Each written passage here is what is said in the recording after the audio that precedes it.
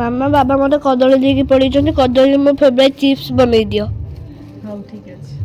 ଘରକୁ ଯେତେବେଳେ ବି କଞ୍ଚା କଦଳୀ ଆସେ ଡୁଡୁଲର ଇଚ୍ଛା ମାମା ଆଗ ଚିପ୍ସ ବନାନ୍ତୁ।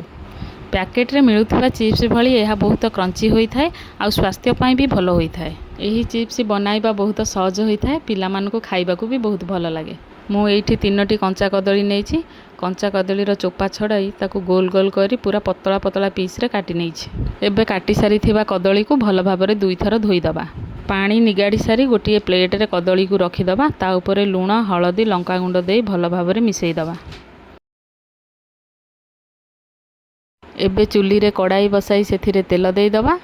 ତେଲ ଗରମ ହେଲା ପରେ ମିଶାଇ ରଖିଥିବା କଦଳୀକୁ ଏଥିରେ ଦେଇଦେବା। 15 ମିନିଟ୍ ପାଇଁ ଆମେ ଏହାକୁ ଖଡ଼ିକାରେ ଏପଟ ସେପଟ କରିବା। ଏଇଠି ମୁଁ ଚୁଲି ୟୁଜ୍ କରୁଛି, ସେଥିପାଇଁ ଅଳ୍ପ ଜାଳ ଦେଇ ବନାଉଛି।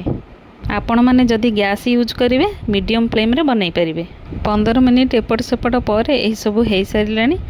ଏବେ ଏସବୁକୁ ଖୋଲିଦେବା। ଏସବୁକୁ ପ୍ଲେଟରେ ରଖିସାରିବା ପରେ ସେଥିରେ କିଛି ଜିରା ଗୁଣ୍ଡ ଦେଇଦେବା।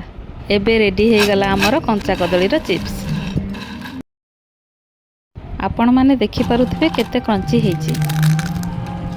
ଏବେ ଡୁଡୁଲ ଖାଇସାରି କ'ଣ କହୁଛନ୍ତି ଦେଖିବା। ବଢ଼ିଆ ହେଇଛି।